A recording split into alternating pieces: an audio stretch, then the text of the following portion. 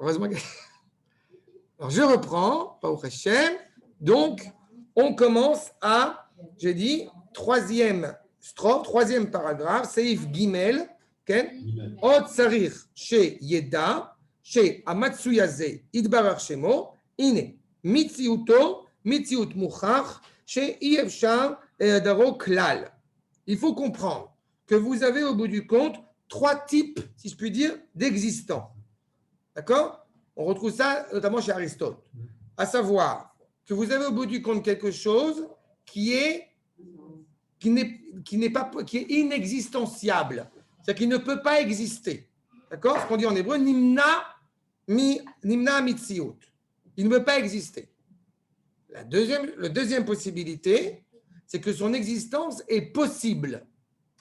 D'accord? Elle est possible, ça veut dire, par exemple, qu'est-ce qui se passe? Je trouve un texte que tu lis. Je vous ai envoyé un. Vous êtes sur Wikitext. Qu'est-ce que vous... Non, Perek Aleph. Je dis Perek Aleph. Peut-être que ce sera plus facile pour vous de reprendre par Zoom. Perek Aleph. Perek Aleph. Et on est à la troisième Seif Gimel. Donc on est au troisième strophe dans le premier chapitre. On a fini l'introduction. On est dans le premier chapitre. Et ça commence par Echach Mitziuto. Ça y est? J'ai fait exprès d'envoyer en avance pour que vous soyez comme ça. Je me suis mis sur Zoom.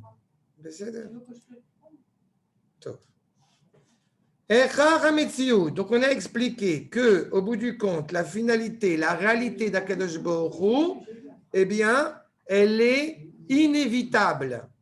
D'accord? Elle est inévitable. On ne peut pas penser autrement. Vous avez trois types, je répète, d'existants. La première dimension, que quelque chose ne peut pas exister. D'accord? Quelque chose qui relève au bout du compte, encore une fois, de l'imagination, mais qui ne peut pas être concrétisé. Il n'y a pas de valeur. Ou à ce niveau-là, ou quelque chose qu'on ne peut pas imaginer. Mais si on ne peut pas l'imaginer, encore une fois, on ne pourrait même pas penser son existence. D'accord? Vous avez la deuxième possibilité, ce qu'on appelle la possibilité d'exister. D'accord? C'est-à-dire que c'est là, on est déjà dans le deuxième paramètre. Le premier, ça ne peut pas exister. Ça n'a pas de sens. C'est contradictoire. Ça n'a pas de sens. D'accord? Le deuxième paramètre, on va dire des éléphants roses. Est-ce que c'est possible? Oui. Est-ce que ça existe? Non. D'accord? Est-ce que ça a pu exister? Oui. Et alors? En tant que ce n'est pas conditionné. Son existence n'est pas conditionnée. Un menuisier, au bout du compte, a construit une maison. Il a fini de construire la maison, il dégage. Son existence n'est pas nécessaire à la maison. D'accord? Et la troisième dimension d'existence, c'est encore une fois ce qu'on appelle, chez le Ramchal ici, Mouchach HaMetziut. Le monde ne peut pas exister sans lui. D'accord? C'est clair ces trois points-là? On n'a pas fini, mais c'est pour que vous ayez bien la réalité en tête. C'est pour ça que j'ai encore redit et je ne le redirai jamais assez. À chaque fois qu'on parle de la croyance en Dieu, c'est aux yeux de la tradition juive quelque chose de totalement infantile, totalement abject, ça n'a pas de sens. On essaye d'intégrer une réalité qui est au-delà de l'entendement. D'accord? Achav, Od Sarich, chez Yeda, chez Mitziuto Idbarach, Eino Talui Bezulato Klal. Voilà ce que j'évoquais à l'instant oralement. Eino Talui Bezulato Klal. Elle n'est pas dépendante de rien. Quand, au bout du compte, la personne, elle va arriver à la conclusion, dans la 5e méditation de Descartes, que oui, je suis arrivé à la conclusion que donc Dieu existe, Alza, on répond, je croyais. Ça ne veut rien dire. J'ai intégré dans mon intellect une réalité que je ne peux pas intégrer dans mon intellect. Parce qu'elle n'est pas dépendante de rien. Un roi de chair et de sang, c'est un roi fantoche quand il n'y a pas d'invité, quand il n'y a pas de serviteur. Akadosh Baruch Hu, il est roi parce qu'il est roi, point. Et là, me'atzmo muchach hametziut. On a lu Bereshit et on se demande au bout du compte, mais alors, la théorie d'évolution, alors c'est vrai ou c'est pas vrai? Mais c'est une fausse question. On n'a pas le droit d'étudier Maaseh Bereshit plus que 2 personnes. Alors on a un problème. Parce que certains vont dire, oui, mais alors quand on étudie la géologie, alors c'est Maaseh Bereshit? Ben non. Quand on étudie Maaseh Bereshit, on étudie au bout du compte la raison profonde de la création. Ça n'a rien à voir avec la géologie. Sinon, on aura un problème parce que nos Chachamim ont étudié la géologie. Et à ma connaissance, ils n'ont pas enfreint les règles de la Torah. Donc, dès qu'on parle de la création, on est déjà dedans. Dès qu'on ouvre la bouche, on est déjà dedans. Sinon, que Dieu préserve. On va dire que le bébé, en fait, il existe qu'à partir du moment où il a dit papa. Avant ça, il n'existe pas. Donc, on peut... C'est ridicule. Akadosh Baruch Hu, justement, il n'est pas dépendant de rien. Il existe par essence, par lui-même. Il anticipe la réalité. Et quand je dis il anticipe la réalité, on n'est pas à un temps zéro. On est à 0 temps. D'accord? Maintenant. Alors, du coup, évidemment, il y a une question importante qui se pose. C'est comment est-ce que cette réalité, cet être par excellence, comment je peux me relier à lui? Réponse, je ne peux pas. Sauf que, et je répète ce que j'ai dit au tout début de notre étude, le Rav n'a pas écrit Perek Aleph, Boré Idbarach, Shemo. Il a écrit Ba Boré Idbarach, Shemo. C'est quoi la nuance? On n'est pas en train de parler du Créateur, on est en train de parler de la manière dont il s'est révélé à nous. Je ne parle pas encore de l'homme, on va en parler après de l'homme, de la créature humaine. Mais on parle de la réalité qui nous dépasse avec les éléments qu'il nous a livrés. Ce n'est pas de l'invention, ce n'est pas de la théologie. On n'est pas en train d'essayer de faire entrer les paramètres divins dans mon intellect humain. Certainement pas. Arshab, Siman Hei, Vechen Sarich Sheyeda, Shemitziuto Idbarach, Mitziut Pashut, Bli Arkava Veribui Klal. Quand vous entendez que la réalité d'Akadosh Baruch Hu, elle est simple, qu'est-ce que vous entendez? Ben, c'est simple alors, c'est une seule pièce. Eh bien non. Ben alors c'est compliqué alors. Rien n'est plus compliqué que la simplicité. Il a fait. La vraie simplicité, ok? Sauf qu'on te dit qu'Akadosh Baruch Hu, Bli Arkava Veribui Klal. D'un côté, il n'est pas complexe. Il est la simplicité même. Dans le sens où ce ne sont pas des appareils rapprochés. D'accord? Et vous comprenez que ça n'a pas seulement une finalité, je le dis tout de suite, ça n'a pas seulement une finalité physique, ce que je suis en train de dire maintenant. Non, parfait, ce n'est pas le terme. Parce que dans le terme de parfait, la connotation grecque en français. Je préférais le terme complet. Au niveau de la création, ok? Parfait, c'est un œil humain. On doit se dire parfait. Qui es-tu pour donner un jugement qualitatif à Akadosh Baruch Hu? Et lui, il est seul à être réellement complet. Shalem. D'accord? C'est vrai. Oui. C'est le mot. Exactement. Oui, c'est vrai que j'ai dit complet. Il est complet dans le sens, encore une fois, où il n'y a aucun manque. C'est-à-dire qu'à chaque fois, et ça, quand on avait fait le cousin, on l'avait évoqué, donc à chaque fois qu'on va parler des vertus d'Akadosh Baruch Hu, il faut toujours les remettre dans le contexte de dire qu'Akadosh Baruch Hu se révèle à moi d'une certaine manière. D'accord? J'avais envie d'ajouter un point aussi supplémentaire sur le Bli Arkava Klal. Peut-être ça va me revenir.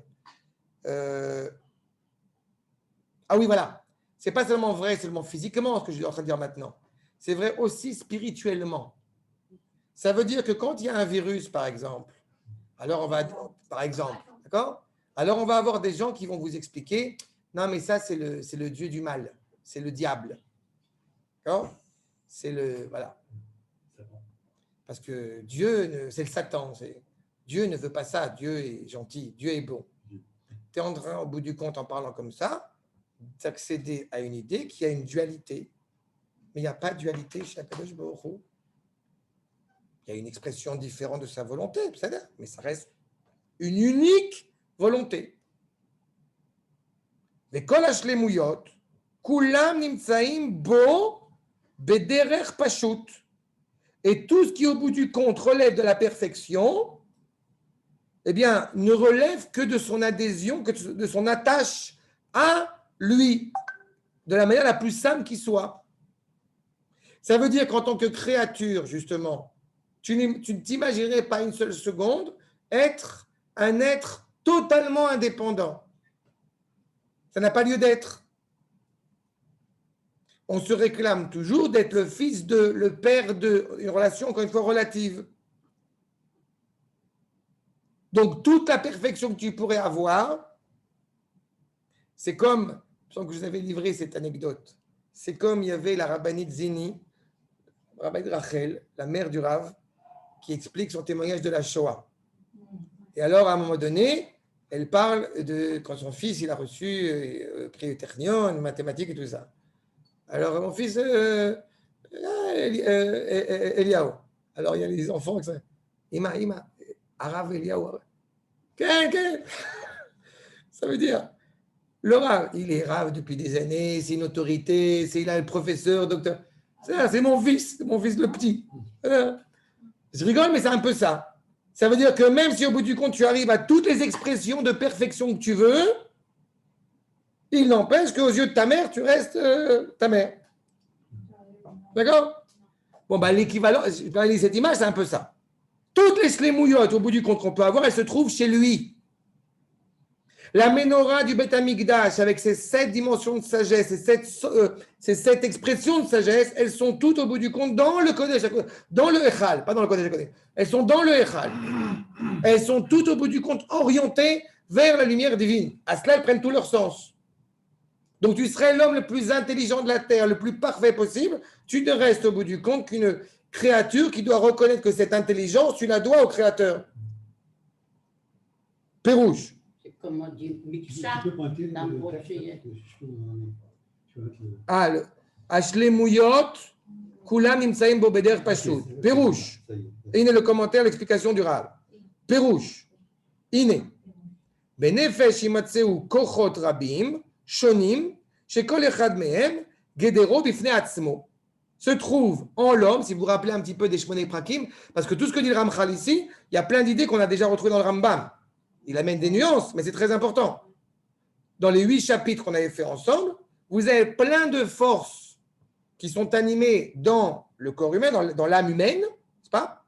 Kochot Shonim. Et chacun, au bout du compte, a une définition qui est bien à lui.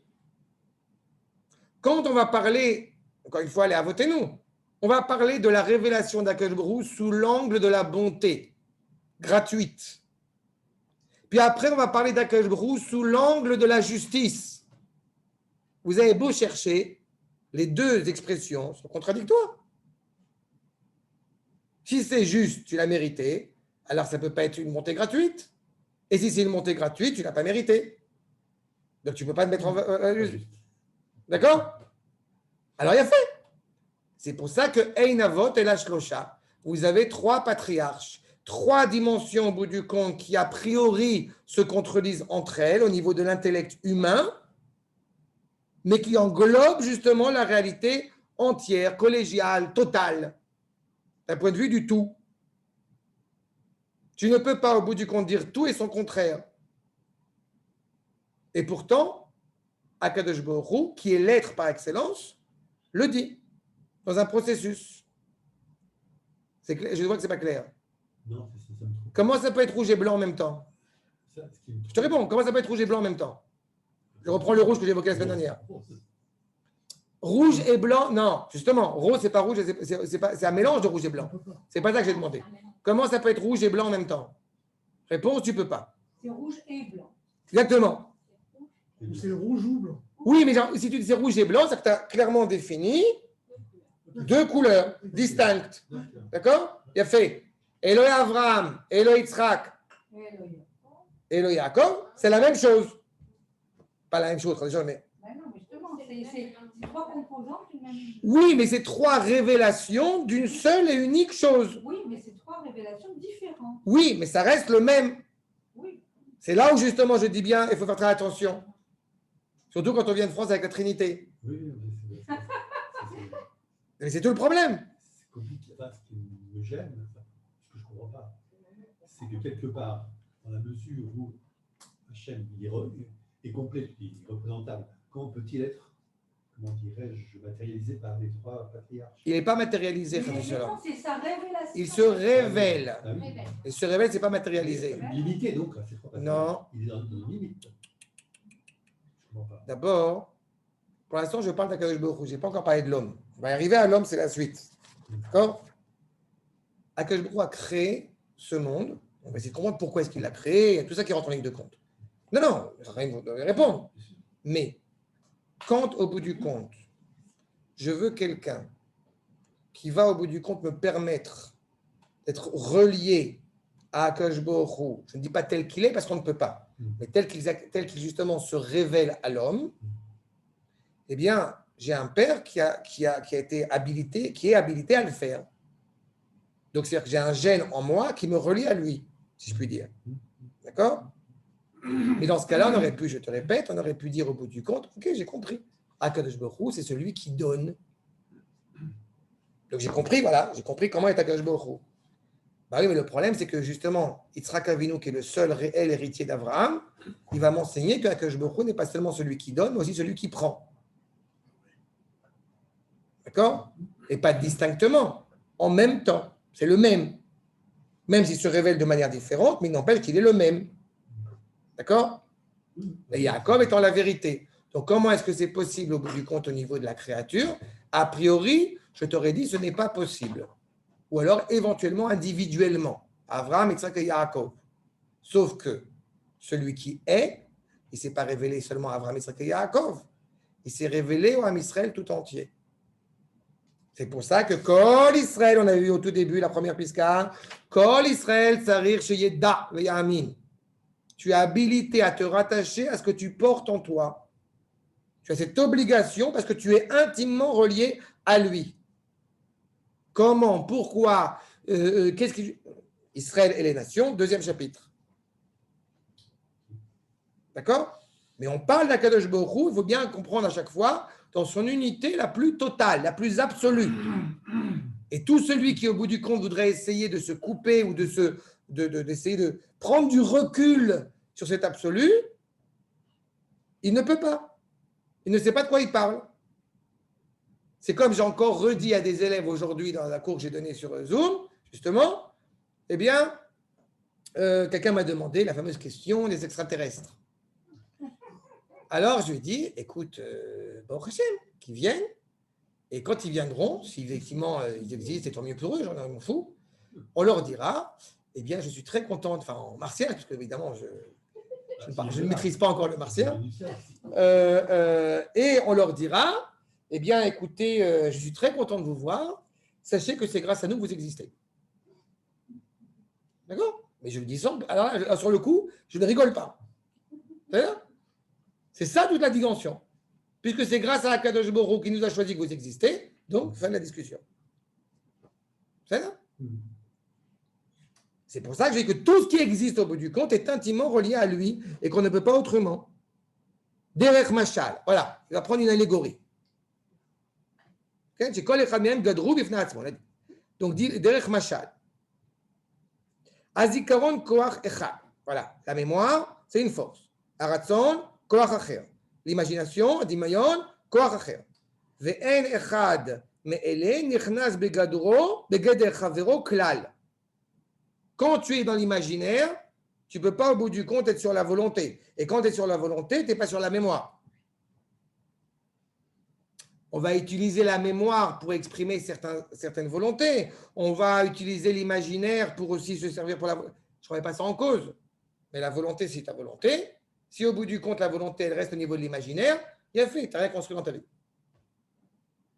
Donc, on voit bien qu'au bout du compte, chacune, comme encore une fois, il y a un seul être, donc il se sert de ces forces-là, mais il les distingue bien l'une à l'autre. Il y a une définition. il y a un cadre qui est inné. גדר הזיכרון, גדר אחד, וגדר הרצון, גדר אחר, ואין הרצון נכנס בגדר הזיכרון, ולא הזיכרון בגדר הרצון. וכן כולם, et toutes les forces sont ainsi animées. Mais הקדוש ברוך הוא, החדון יתברך שמו, איננו בעל כוחות שונים. Mais הקדוש ברוך הוא, ce ne sont pas des forces distinctes.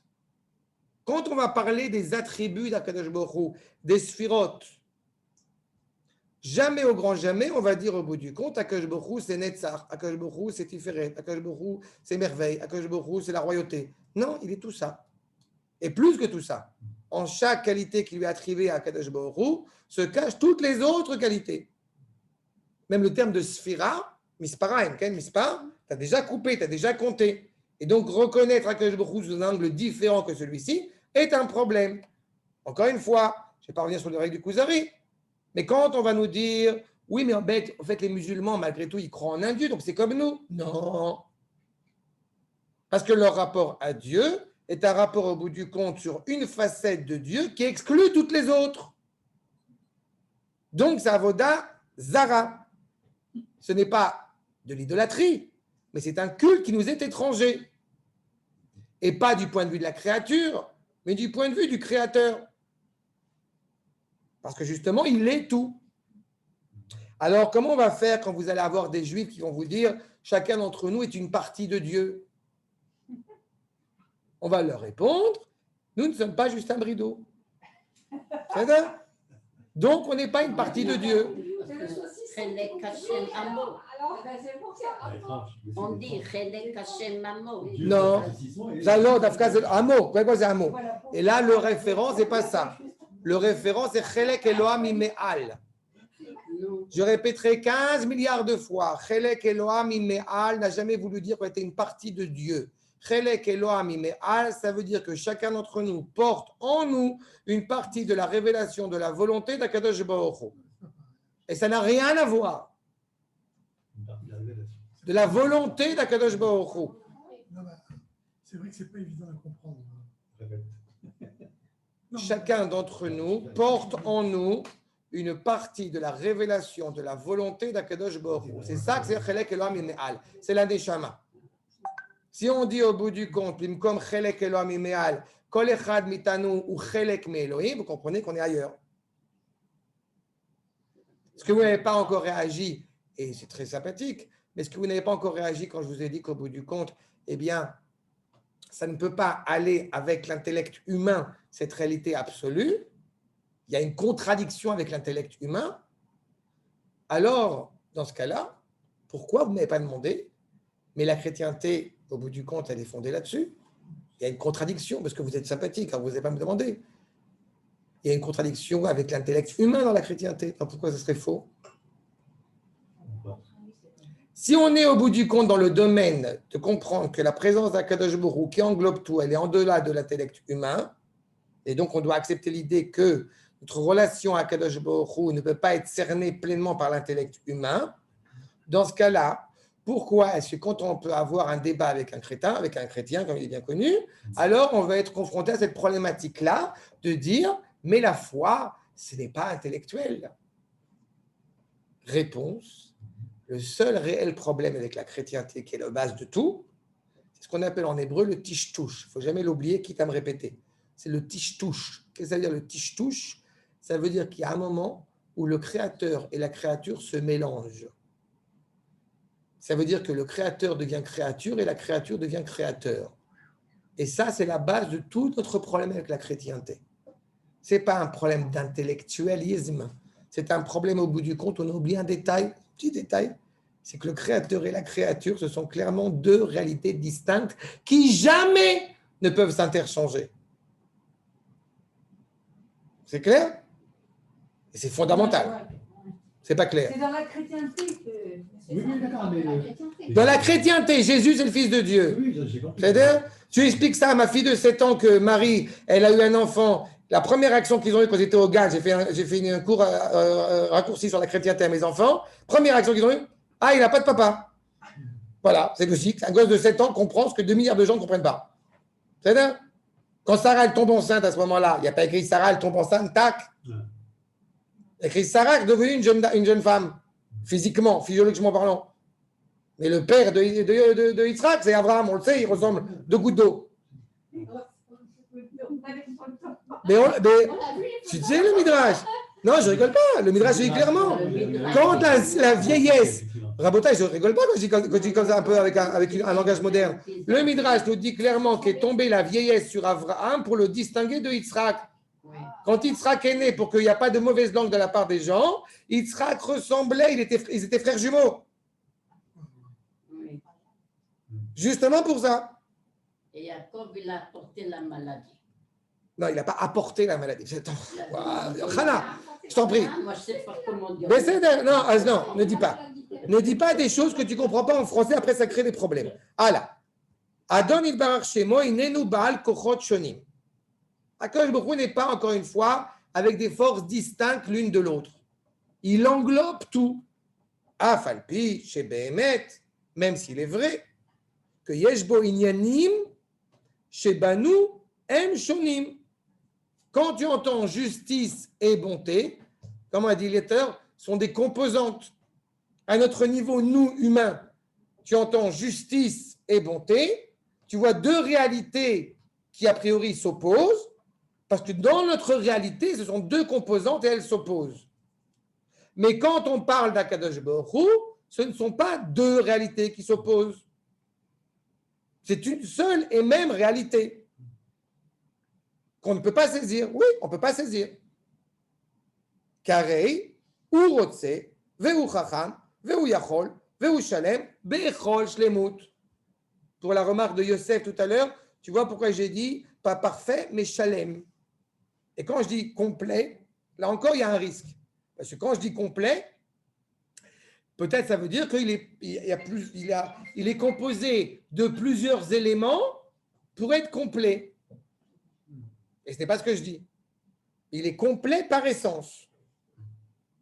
Et il se révèle dans cette complétion.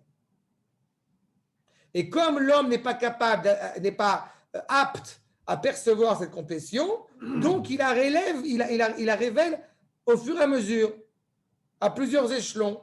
Le monde aurait pu être créé en 1 parole, mais il a été créé en 10 paroles. Pourquoi? Pour rendre méritant les tzadikim, pour que l'homme puisse avoir sa place. Je délivre ma lumière progressivement. Mon objectif, ce n'est pas de t'aveugler. Omnam. Et encore une fois, du point de vue d'Akadosh Baruch Hu lui-même, du point de vue de la vérité divine, Omnam, Amitat Mitziuto, ou Inyan Echad, donc c'est la vérité de sa réalité, n'est qu'une seule chose qui englobe, qui comprend chez Kolel Be Amitato, Ugdaro, Perouche Amitat Inyano. Okay? Encore une fois, par rapport aux limites, je reprends. Okay, ici.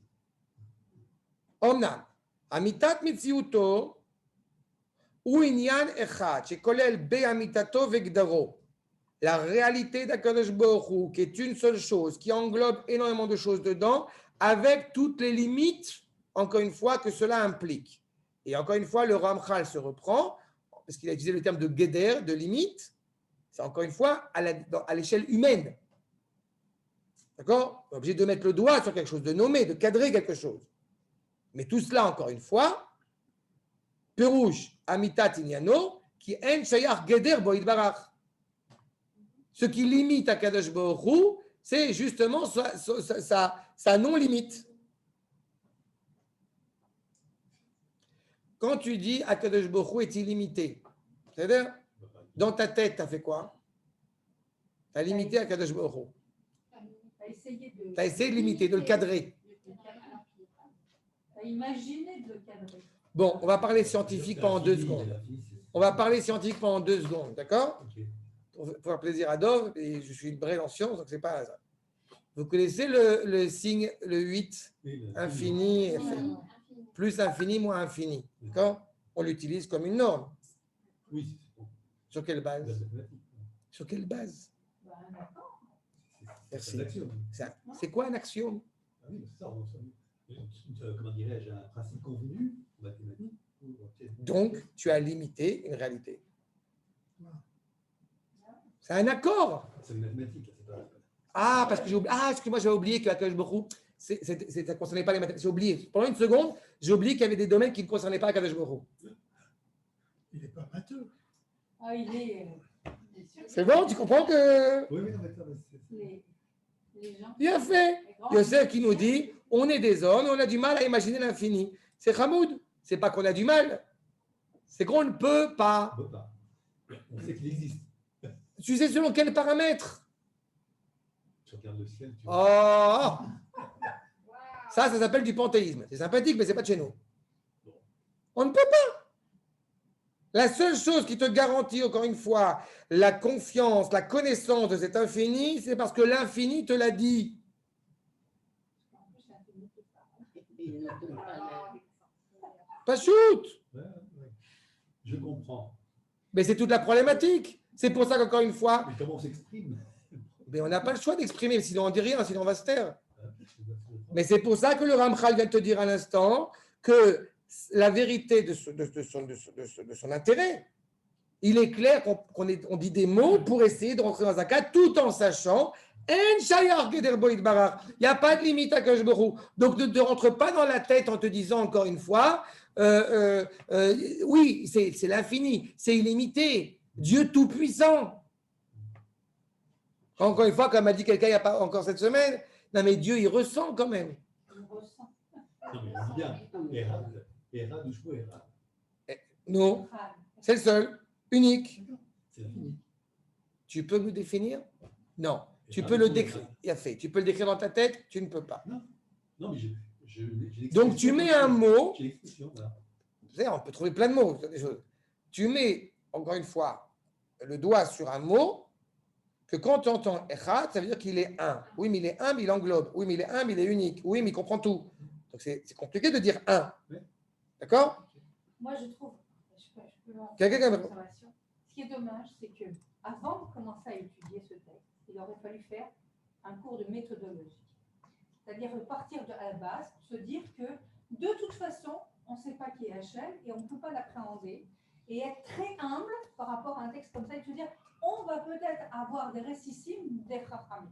C'est ce que j'ai dit, que j'ai fait au début. Il a fait l'introduction. J'ai fait l'introduction, j'ai parlé de ça. Bon, bah alors. T'as oublié l'introduction. Je suis navré, j'ai dit ça au début. Bah, c'est la sensation que j'ai maintenant. Quand on Mais je l'ai dit au début. L'introduction. Ah bon, bah je l'ai oublié. Tu veux que je sois encore plus, tu veux que je sois encore plus féroce? Je vais être encore plus féroce. Il y a des choses que j'ai dit aujourd'hui que j'ai dit quand on a fait le Kuzari ensemble. Oui, oui, non, Oui. c'est sûr. C'est sûr. Mais ça, c'est ça. Je suis navré. C'est bien, mais c'est pas grave. C'est pas grave. Une fois, quand j'ai demandé au Rav, quand on répète des choses, il m'a dit mais de toute façon, on passe notre vie à répéter les mêmes choses. Bah oui, non, mais Et c'est très bien. C'est pas un reproche. Hein. Donc je suis pas angoissé de faire ça. Je dis simplement qu'il faut voilà. Je préfère te. C'est très important. C'est très important. Je suis sûr de bien comprendre ce que tu dis. Il n'y a pas de question. Mais Voilà, exactement. La réponse que je vais te donner, elle peut ne pas convenir, elle peut ne pas être cohérente, mais comme tu sais, on se connaît déjà depuis quelques temps, je m'efforce d'avoir une réponse qui soit cohérente. Si je me trompe, je te dirai, je me suis trompé. Mais là, sur le point, la force du Ramchal, il te dit clairement, regarde, c'est ce qu'il dit par la suite. Et là, al-sad, on parle, on n'a pas le choix, qu'est-ce que tu veux faire? Dès que tu as dit un mot, tu l'as défini. Et si tu l'as défini, on a déjà un problème. Donc, qu'est-ce qu'on fait? Voilà. On ne parle pas, ou alors on parle en hébreu. Parce que quand on parle en hébreu, mais ça ne suffit pas, c'est limité, Youssef. Tu insistes là-dessus. Youssef, il écrit comme la Terre est dans le système solaire est dans la galaxie est dans. Oui, mais ça reste limité, Tu as donné une forme, tu as donné une réalité à quelque chose. On n'est pas là-bas. On a déjà expliqué ça. On est plus que ça. On est obligé, quand on va dire un mot, et rien que là, galaxie, donc tu as déjà défini quelque chose dans ta tête, tu t'es déjà imaginé quelque chose. Donc c'est un problème.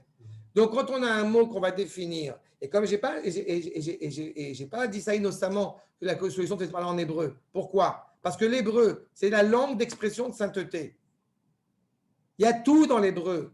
Il n'y a pas une langue, encore une fois, au monde où à peine vous avez prononcé un mot, non seulement j'ai envie de dire, il y a une polysémie, mais une polysémie qui implique beaucoup de choses. Vous avez dit shalom, Voilà, on va traduire ça en français, la paix romaine, la Pax. Alors que Shalom et la paix, ça n'a rien à voir. Non, c'est que l'hébreu, c'est la solution. Mais sauf que, et pas seulement parce que vous ne maîtrisez pas forcément l'hébreu, c'est plus que ça. Le problème, c'est que quand on veut comprendre convenablement l'hébreu, il faut beaucoup apprendre.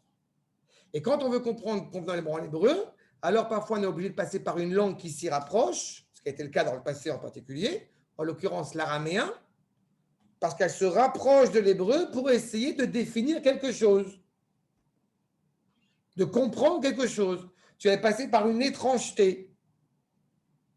Et Manitou qui avait dit Targoum et Tardema, c'est la même valeur gematria. C'est-à-dire que quand au bout du compte, on va traduire, on est obligé d'endormir le premier sens.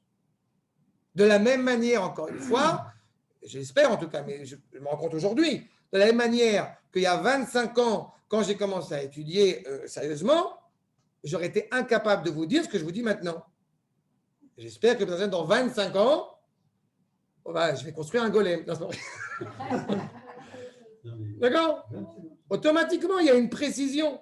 Et la difficulté de cette précision, et là je parle en tant que littéraire, que quand on maîtrise, on essaye de maîtriser convenablement la langue, alors il suffit qu'il y ait un mot de travers, on entend ça sonne faux. Tout à l'heure, Yaakov a amené la maladie. Non, Chas Shalom. Vous vous rendez compte de la phrase, ce qu'elle veut dire? C'est pour ça que je suis très précis. Ce que tu as voulu dire, et ce qui n'est pas juste, et ce que tu as voulu dire, c'est qu'il n'y avait pas de Machala jusqu'à l'époque de Yaakov. Et que Yaakov est le premier qui habite à Tesh. Mais tu sais, parce que tout le monde ne connaît pas forcément tout le monde ne connaissait pas forcément les nuances de la langue. Et quand tu dis en français, les gens entendent quelque chose qui est en plus problématique. Archav. D'accord? Venimsa sheyesh bo kol hashlemuyot. D'accord? Kol masheu shlemut. Tout ce qu'il est parfait, complet, entier. Venimsa sheyesh bo kol hashlemuyot. Lo kedavar nosaf al mauto ve'amitat inyano. C'est pas comme une qualité supplémentaire. Il n'est pas seulement docteur en mathématiques, il est aussi rave. Il n'est pas seulement gentil, il est aussi truc. Non, il est tout. Et la mitzad amitat inyano be'atzma shekolelet be'emet kol hashlemuyot. Elle comprend tout, elle encadre tout. Donc tout ce qu'on pourrait imaginer, encore une fois, comme étant exclu d'Akadosh Baruch Hu, les maths, la galaxie, tout ce que vous voulez, au bout du compte, ne peut être que caduque. Parce que tout est inscrit dans, encore une fois, la volonté d'Akadosh Baruch Hu. Je n'ai pas dit que tout est Dieu. Là, on serait chez Tao. Je dis que chaque chose qui existe au bout du compte dans la réalité n'a de sens, encore une fois, que parce qu'elle est reliée à Akadosh Baruch Hu. Machala, c'est la maladie. Quelqu'un m'a demandé à l'instant. Parce que Yaakov est le premier à avoir éternué. C'est de cela que les enfants ont répondu Chaim Tovim. C'est pour ça que quand on dit en hébreu quelqu'un qui éternue, alors je suis à chaque fois, c'est pas halakha. C'est-à-dire, rassurez-vous, c'est pas halakha. Mais c'est pour ça que je dis à chaque fois que quelqu'un éternue en hébreu, Chaim Tovim. C'est pas l'hébriout. L'hébriout, c'est une traduction de Zain Gezunt. C'est très sympathique, mais santé. C'est-à-dire, non, on dit Chaim Tovim. Yaakov a dit Chaim Tovim, alors je dis Chaim Tovim. Il a inventé le rhume. On dit qu'il n'y avait pas de maladie avant. Mais ça, c'était aussi la remarque que tu avais déjà fait une époque sur le fait qu'un virus a toujours existé. C'est pas vrai. Si Akadosh Baruch Hu, encore une fois, est le maître à bord, ça veut dire que la maladie, le virus, tout cela, encore une fois, est relié à quelque chose, à un sens. Ce n'est pas un hasard si au bout du compte, la maladie se dit Machala. Machala, ça vient de quoi? D'espace vide, Chol. C'est-à-dire qu'à un moment donné, où la réalité dans le monde, elle a exclu Akadosh Baruch Hu du paramètre. Je n'ai pas dit la personne qui est malade. J'ai dit la réalité de la maladie. Ça veut dire qu'il n'y a pas eu tout le temps des maladies sur Terre. D'accord? Archav. Et on aspire évidemment à ce qu'il n'y en ait plus. Mais il y a un comportement moral qui doit être ajusté à cela. On ne peut pas dire. Et quand je dis moral, on avait déjà fait un peu avec Orot Teshuvah, quand je dis moral encore, vous voyez les problématiques du français. Quand je dis moral, ce n'est pas moral et pas médical. D'accord? Il n'y a pas médecine et bioéthique chez nous. C'est tout est ensemble. Ok. On peut dire Machala, c'est Mechila. Non, c'est très sympathique, mais c'est pas ce que dit c'est pas ce que dit les Chachamim. Parce que Il y a j'entends Machala. déjà,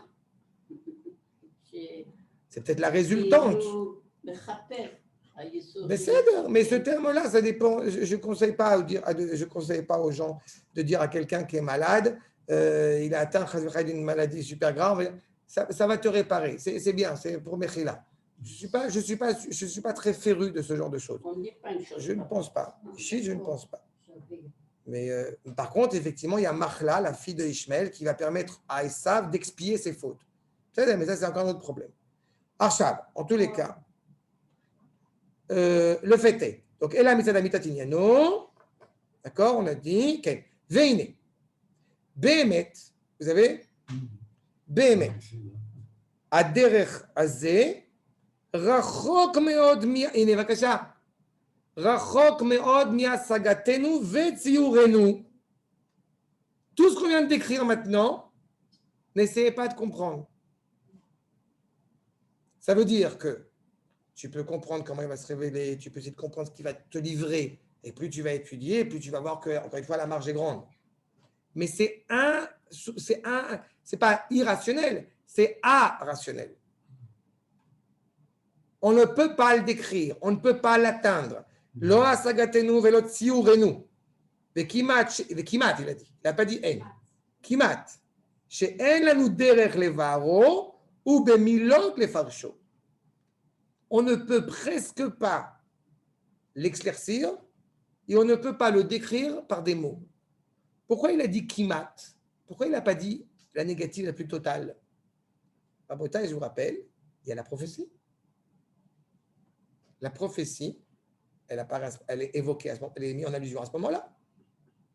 La prophétie veut dire qu'il y a une parole vivante du Créateur à la créature.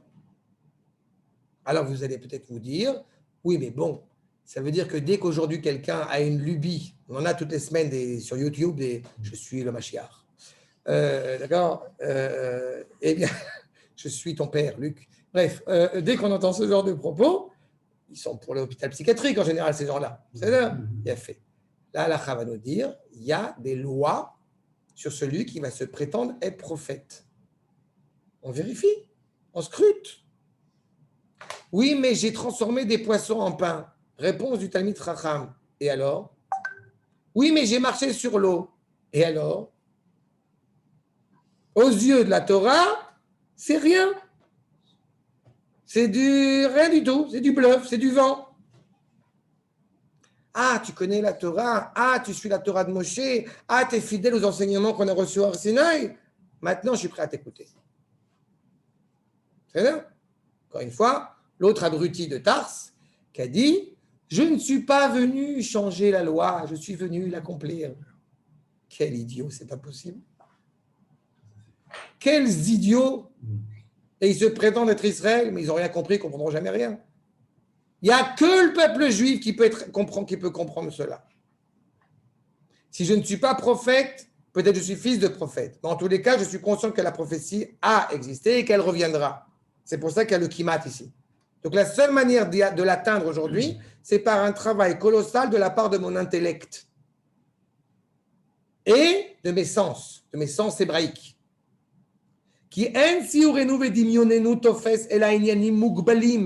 Tout en étant, comme tu as très bien vu tout à l'heure, l'humilité, tout en étant conscient, encore une fois, que je ne peux cerner que des choses limitées, Begvula Teva, dans les limites de la nature telle qu'elle a été, Anivra Mimenu Idbar, telle qu'elle a été façonnée par Akash Baruch Hu.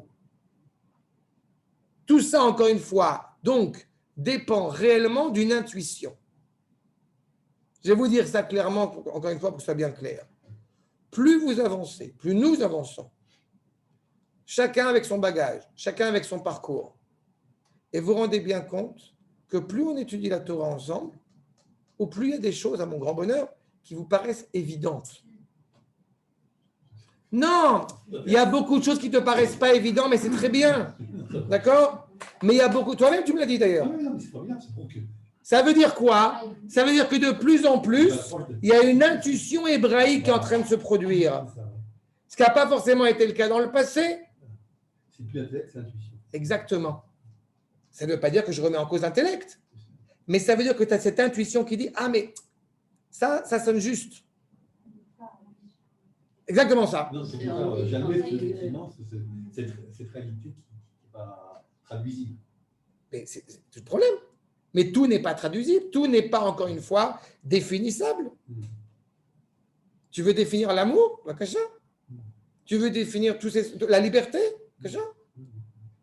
On essaie de comprendre ce que la liberté implique, ce que l'amour implique. Tu veux définir la terre? Tu ne peux pas. Tu peux définir seulement, au bout du compte, ce qu'il en sort. La terre en tant qu'élément. Tu peux me dire c'est composé de ta. Tu peux dire c'est quoi la terre? Donc, tu vois que tout n'est pas définissable au sens le plus carré du terme. Ce sont les Grecs, justement, dans leur rapport extérieur, qui vont essayer au bout du compte de tout décrire selon un théorème, une théorie claire. Même ce que je vous dis maintenant, ils vont le définir. Ils vont l'appeler ça aporie. Très bien, mais acclatez-vous encore une fois, parce que vous avez passé du postulat que l'intellect, encore une fois par orgueil, était ce qu'il y avait de nettement supérieur, la seule chose supérieure à la réalité. Vous découvrez que c'est faux. Et encore une fois, ce genre de virus, encore une fois, nous fait bien une claque d'humilité. Arshar, et là, Inyanim Mugobalim, d'accord? Chez nous, Margishim. Ce que nos sens, au bout du compte, sont capables, encore une fois, de comprendre, de percevoir, ressentir, ou mevim, siuro, el asechel, ou beruim, et ena, aïnyanim, rabim, benifradim. Je reprends. Donc, on a dit que, encore une fois, on ne pouvait pas atteindre, on ne pouvait pas saisir si c'était ce que la nature nous a permis de cerner malgré tout. Quand nous sommes capables, encore une fois, de ressentir. Mais vous vous rendez compte, encore une fois, que ça peut être dangereux si on n'a pas les éléments, si on n'a pas les paramètres intrinsèques à nous et extérieurs à nous pour nous permettre de comprendre. À chaque fois que quelqu'un va parler au nom de Dieu, ce n'est pas sûr que ce qu'il dit, il dit c'est vrai. C'est pas? Oula, gvarik damnu, chez Amitat Metsiuto Itbarach Enam Useget. Tu vois, encore une fois, je reprends. La vérité d'Akadosh Baruch Hu n'est pas atteignable, n'est pas perceptible, n'est pas concevable, n'est pas conceptualisable. L'existence d'Akadosh Baruch Hu, on s'en fout. Par contre, on sait qu'il nous a parlé. Ah ben, s'il nous a parlé, a priori. En général, quelqu'un qui parle, c'est quelqu'un qui existe. En général, c'est souvent le cas. Alors, on ne peut pas s'en foutre. On s'en fout de la question sur son existence. Non, quasi. On s'en fout de la question de son existence. Parce que la réalité de son existence est inconcevable, est inconceptualisable. Donc, dès que tu arrives au bout du compte, je ne répéterai jamais assez, que dès que tu arrives à la question « est-ce que tu crois en Dieu ?», tu admets l'alternative négative. Je suis agnostique. Je ne sais pas. Je me tâte. Ça veut dire qu'au bout du compte, tu considères que l'existence de Dieu dépend de ta volonté à l'accepter. Sauf que non. La réalité d'Akadosh Baruch Hu est un fait, je ne dis pas indémontrable, comme si je me protégeais. Elle n'est pas conceptualisable, donc elle n'est pas envisageable. Et heureusement qu'elle n'est pas envisageable, sinon ça serait très dangereux. Mais par contre, ce dont on traite, c'est sa parole. Est-ce que ce que tu me livres est fidèle, authentique à la parole que nous a livrée Akadosh Baruch Hu en tant que peuple depuis le Har Sinaï jusqu'à aujourd'hui? Est-ce que c'est fidèle ou non? D'accord? Tu vas me dire, fais Shabbat, c'est bon pour la santé. Très bien, trouve-moi où dans la Torah, chez les Chachamim, on a parlé comme ça. Réponse, on n'a pas parlé comme ça. Non, mais la Torah, tu l'as fait pour toi. Très sympathique. Où est-il écrit dans la Torah, où est-il invoqué dans la Torah, que la tradition juive est une tradition individualiste? Réponse, jamais. Du début jusqu'à la fin, le peuple, le peuple, le peuple. Le peuple. Donne salut dans la feuille des grandeurs. Et d'accord? Ve'en le'akish. Mima sheroim babrouim. Et donc, tu ne peux pas, encore une fois, entendre de ce que tu vois dans les créatures, al aborei barach. Ça veut dire que quand on voit le Ham Israël, est-ce que tu vois Kadosh Baruch Hu? Non. On va te dire, tu vois la Shekhinah. Si tu vois tout le Ham Israël ensemble, tu vois la résidence divine sur terre. Alors ça va paraître encore une fois ethnocentriste. D'abord, oui, mais c'est pas grave. Et ensuite, vous vous rendez bien compte que le monde entier le reconnaît. Les chrétiens se prosternent devant un juif mort. Le Coran reconnaît l'idée que sans Israël, au bout du compte, ils n'ont pas d'existence. Il n'y a pas que ça. Vous en voulez d'autres? Eretz Kedem, on avait parlé de elle avec Ketura. C'est l'Extrême-Orient avec Brahman. Il est Brahman, Avram, mais ce n'est pas un hasard si ça se ressemble. Pachout. Donc, ça veut dire que le monde reconnaît ce lien indéfectible entre la créature d'Israël et Akadosh Baruch Hu, ce qui ne veut pas dire qu'on en tire un orgueil, on en tire surtout une responsabilité. Mais eux n'ont pas l'obligation de cette recherche, n'ont pas l'obligation de cette adhésion, alors que nous, oui. Il y avait une question? Chiour avec toi. Chiour avec toi. Merci David Techamoun. Avec toi permet de rester présent quand il faut, où il faut. C'est mon ressenti.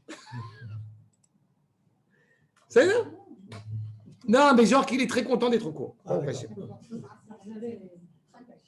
D'accord? Donc, juste au moins pour terminer, je sais qu'il est déjà 21h22, mais au moins pour terminer ce passage-là, qu'on ne finisse pas en milieu. Donc, on voit bien au bout du compte que tout ce qu'on va tirer des créatures, au bout du compte, c'est un enseignement, c'est une parole. Quand on voit un Talmid Racham, on voit au bout du compte une Torah vivante. C'est-à-dire qu'on voit une parole d'Akadosh Baruch Hu en train de s'exprimer. Mais on ne voit pas Akadosh Baruch Hu, le bras agissant. Qui est jamais au grand jamais, je reprends la chrétienté, la Havdil que j'ai dit tout à l'heure, jamais au grand jamais, on voit une réalité qui serait au bout du compte légale du créateur. C'est-à-dire, le créateur, c'est le créateur, la créature, c'est la créature. Jamais au grand jamais, dans une famille qui se respecte, on a entendu parler du fils qui appelle son père par son prénom. C'est clair ce que je viens de dire? Le fils qui appelle son père par son prénom. Non, c'est pire que ça ne se fait pas. Non, c'est interdit de Horaïta. La Torah te l'interdit. Tu n'as pas le droit de voir tes parents tout nus. Tu n'as pas le droit de parler avec tes parents. Tu n'as pas le droit d'appeler tes parents par leur prénom. C'est partie du respect des parents. Donc, ça veut dire quand tu appelles ton.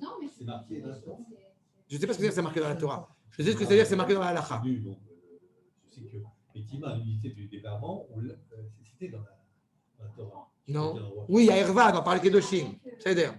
Mais en revanche, pas. Non, regarde. Quand on parle de la Torah avec sa Issur de Horaïta, ça veut dire qu'au bout du compte, on parle des décrets, des préceptes qui ont été fixés par les Chachamim. C'est-à-dire, quand on dit de Horaïta, ce qui est de Horaïta, c'est le mitzvah de Kibud Aveh, le respect du père et de la mère. Quand on demande au bout du compte en quoi ça s'exprime, comment ça s'exprime, ce respect du père et de la mère, l'un des paramètres, c'est que tu n'as pas le droit d'appeler ton père par son prénom. Ni ton père, ni ta mère, d'ailleurs. C'est-à-dire, et à tel point que si, par exemple, je dis ça, par exemple, que je parle avec des élèves et tout ça, et que je leur demande de me passer leurs parents, par exemple, alors je ne dis pas, passe-moi Yaakov, passe-moi papa. Pour pas qu'il soit au bout du compte, même mis dans cette situation où il va devoir appeler son père par son prénom. D'accord? L'allégorie que j'évoque ici, c'est qu'il n'y a jamais de tiche-touche, encore une fois, entre le créateur et la créature. Le Ham Israël, ça reste le fils aîné d'Akadosh Baruch Hu, mais jamais au grand jamais, Ham Israël, ce n'est pas Akadosh Baruch Hu. Alors vous allez me dire, et d'ailleurs, parce qu'on l'avait un petit peu vu ensemble, vous allez me dire, ouais, mais alors comment ça se fait qu'on est comparé à la jumelle d'Akadosh Baruch Hu? C'est vrai, sauf que ce n'est pas nous qui le disons. C'est Akadosh Baruch Hu lui-même. Donc, quand Akadosh Baruch Hu, al tikratomati, al théomati, quand Akadosh Baruch Hu, il appelle Yaakov El, qu'il appelle Yaakov Dieu, lui, il a le droit. Vous voyez la problématique? Si c'est Akadosh Baruch Hu qui parle, c'est une chose, pour invoquer notre lien indéfectible. Mais nous, en tant qu'Am Israël, au grand jamais, on va s'appeler Je suis Dieu. On a vu ce que ça a donné. C'est-à-dire? Donc, chez nous, Khaladin, mise alze. Aval, ze gamken mina devarim, anodaim be Kabbalah. Mais c'est aussi des choses qui sont connues, encore une fois, dans la Kabbalah, dans l'enseignement kabbalistique. Ken, Iné, pour le signe avec la souris, pardon. Ken Moshe Katavnu, comme on l'a dit, encore une fois, le Ramchal, évidemment, si vous n'avez pas encore compris jusqu'à aujourd'hui, il fait un peu de Kabbalah. Vemeumatim bechakira al pi hateva. Et tout ça, encore une fois, s'exprime aussi par la nature, par, encore une fois, l'entendement, l'agencement divin de l'ordre de la nature. Atzmo bechukav u mishpatav. Il y a des lois, chaque chose, encore une fois, est à sa place, et ça fait partie, encore une fois, des règles fixées par le Créateur. Comme chez Katavnu, v'omrim bechakira al pi hateva, atzmo bechukotav u mishpatav. Chez Ievsha, al kol panim, שלא יימצא מצוי אחד, משולל מכל הטבע, חוקה וגבוליו. Il n'y a pas une chose dans la réalité qui ne serait pas au bout du compte fixée et limitée par ces règles, C-S-E-S avec un S majuscule. Il n'y a pas une seule chose qui n'est pas invoquée comme cela. Tout ce que vous regardez. J'évoquais tout à l'heure le rapport multiple quand on parle du Satan, en français ou dans une autre langue avec un S majuscule, en hébreu, c'est un S minuscule, si je puis dire. C'est un substantif, ce n'est pas un nom propre. C'est l'ange accusateur. C'est-à-dire que même lui, même Amalek, aussi pourri soit-il, fait partie d'un projet, encore une fois, qui s'inscrit dans le projet divin de l'unique, de l'un. Ce qui ne veut pas dire qu'il faut, encore une fois, je ne sais plus qui c'est qui m'avait demandé une fois, c'est pas toi qui a parlé de Shabtai Tzvi? Oui, Shabtai Tzvi. Shabtai Tzvi, qu'est-ce qu'il a dit? Puisque Akadosh Baruch Hu se révèle aussi dans le mal, alors je vais sanctifier le mal. Vous voyez le danger? D'accord? Alors que justement, on doit comprendre que tout est, encore une fois, animé, que je le ressente, que je le vive ou que je ne le vive pas, par la volonté d'Akadosh Baruch Hu, mais à moi d'accomplir le rôle qui est le mien. C'est-à-dire faire ce qu'il fait pour continuer à parfaire, à améliorer le monde. Et ça, c'est la partie suivante. Mais ne pensons pas une seule seconde que pendant une demi-seconde, Akadosh Baruch Hu, au bout du compte, va délaisser son monde. Certainement pas. Parce que s'il le délaissait pendant une demi-seconde, il n'y a plus de monde. Une demi-seconde. Okay, je ne sais pas comment. D'accord. Voilà. Fraction. Vous avez compris. Mikol, Eder, Vechisaron. Tout cela, encore une fois, a toujours un manque. Comme je vous ai dit une fois, on veut parler d'Akadosh Baruch Hu. Alors, on va dire des adjectifs, des superlatifs. C'est-à-dire, allez, on va en dire 15, 30, 50, 1 milliard, 3 milliards. OK, on a dit 3 milliards. 5 milliards, si vous voulez. Peut-être. Et après, il a fait. Donc, au bout du compte, tu es en train de faire l'idolâtrie. Puisque tu as limité Akadosh Baruch Hu dans ces 5 milliards. Toutes les choses dans la réalité sont limitatives automatiquement, indubitablement, j'ai envie de dire, sauf lui, qui est au-delà. Hachem, on l'avait vu avec l'effet de Tishri, Hachem ou Elohim. Derrière cette réalité de l'ordre de la nature se cache, entre guillemets, la présence, le nom propre d'Akadosh Baruch Hu, le nom ineffable. Mikol ribouy v'arkava. Toutes choses, encore une fois, sont là. Mikol yachaz ve'erech. Mikol mikri aberuim. Toute chose est constitutive, toute chose est complexe. On pensait qu'en arrivant à l'atome, on est arrivé avec Aristote à la finitude de tout. Puis on a découvert que derrière l'atome, il y avait encore autre chose. Donc toute chose, toute réalité qu'on connaît, elle est composée. De n'importe quelle manière que ce soit. Le seul qui n'est pas composé, c'est Dieu lui-même. Et à la fois, il englobe tout. C'est ou Asiba Amitit, la raison de toute chose, l'école à Nimtsaot. Ou l'école à Mitialed Bam. C'est la raison de tout ce qui s'y trouve, de tout ce qui peut, encore une fois, coexister, si je puis dire, dans ce monde. et de tout ce qui va s'engendrer, c'est lui qui est la source vivante, le flux vital. Je vous rappelle encore que exister, c'est marrant en français, parce que exister, c'est donner être à autre que lui. Donc en l'occurrence, Akadosh Baruch Hu, il donne existence à autre que lui. Mais lui n'existe pas, il est. Et dans la sémantique hébraïque, une fois de plus, Dieu, c'est le seul qui est. Eye, Asher, Eye. Tu veux dire, cet arabe est bête, Rome, tu dis, Aravi Azeh, Metumtam. Tu vois? C'est un exemple théorique, hein, c'est pas. Il n'y a pas, un adjectif est directement rattaché, il n'y a pas de verbe d'état. Et vous vous rendez compte que c'est très compliqué pour les jeunes élèves qui apprennent des langues étrangères. Je pense à mes enfants pour apprendre l'anglais, où on est obligé de leur expliquer la présence de to be. I am. Ils ne comprennent pas. Mitziut animtsaot, shanu roim, ve atmadatam ayabilti efshari. Donc, sans cette présence d'Akadosh Baruch Hu, sans cette réalité, encore une fois, inconditionnelle, toutes les réalités qui ont existence ne pourraient ni exister, ni perdurer. Je réitère encore une fois ce que j'ai souvent évoqué. Pourquoi est-ce qu'au bout du compte, celui qui va amener cette idée que le monde a été créé, c'est Am Israël? Parce que toutes les autres cultures païennes ne pouvaient pas accepter ce fait. Parce que accepter ce fait aurait signifié qu'au bout du compte, le monde est un début et qu'il ait une fin. Mais nous, par le biais d'Akadosh Baruch Hu qui assure l'éternité du monde, alors nous sommes conscients que le monde, effectivement, est éternel. Et je reviens sur la remarque, encore une fois. Comme Akadosh Baruch Hu est le maître à bord et qu'il est intéressé à ce que ce monde aille bien, donc s'il y a un virus, c'est qu'on a quelque chose à réparer, quelque chose à corriger, quelque chose à avancer, quelque chose à parfaire, à améliorer.